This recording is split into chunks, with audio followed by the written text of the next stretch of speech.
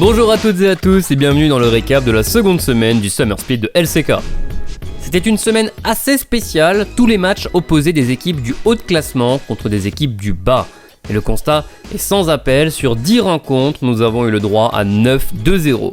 Un record, tout simplement. Gen.G, T1, Hanwha Life Esports et KT Rolster assurent donc une semaine sans le moindre pépin, sans la moindre fausse note.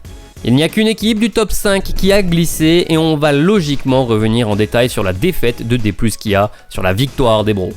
Premier point important à noter, vous pouvez observer l'absence de Deft, malheureux covidé qui doit laisser sa place à la décarie d'Academy, Raël. On sait qu'il clique bien et il se montre même en confiance dès le début de sa lane avec un dive bien sale en 2v2 où il récupère le premier sang, puis un peu plus tard récupère même la première tour. D+ se montre aussi dominant que d'habitude, Canyon se montre juste plus agressif, mais ça lui sourit cette fois-ci et il clôture rapidement cette game 1. Pour la game 2, Morgan et Kana s'affrontent dans un Jax contre Renekton, où le Jax prend rapidement le dessus grâce au passage d'Umti. Il devient une menace inamovible en side lane, et D+, Kia a du mal à trouver des opportunités en format regroupé. Canyon tente son Vatou juste avant le 4ème dragon adverse, mais échoue, et Bro détruit son premier Nexus. Pour la dernière game, la draft est assez spéciale. Canyon ressort son Sion jungle, Showmaker un Corki contre Azir, et la réponse d'Umti est une Poppy jungle. Cette Poppy commence bien, un dive top pour le premier sang, puis un dive bot 7 minutes plus tard couronné de succès. Ils enchaînent les dragons sans trop de difficultés, jusqu'à obtenir une âme océan qui rend le Corki statique Trinité obsolète, et à l'arrivée de l'Ancestral, les bros sont mieux armés et surpassent D+ Kia.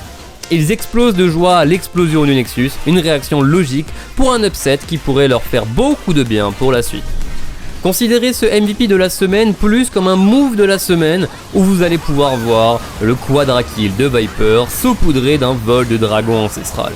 Il met un terme à une game serrée où les Kwangdong Freaks étaient devant au gold jusqu'à cette action.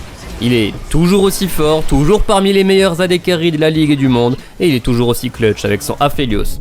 Ce succès permet à HLE de remonter au classement, de faire le chemin inverse des Kwangdong Freaks en soi.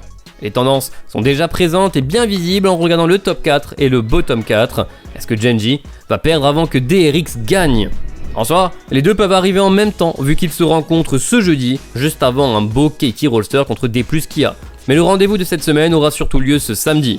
À 8h, on commencera par un magnifique D+ Kia contre Gen.G avant d'enchaîner sur une somptueuse Telecom War entre T1 et KT Rolster aux alentours de 10h30. Mettez vos réveils, ça vaudra le détour.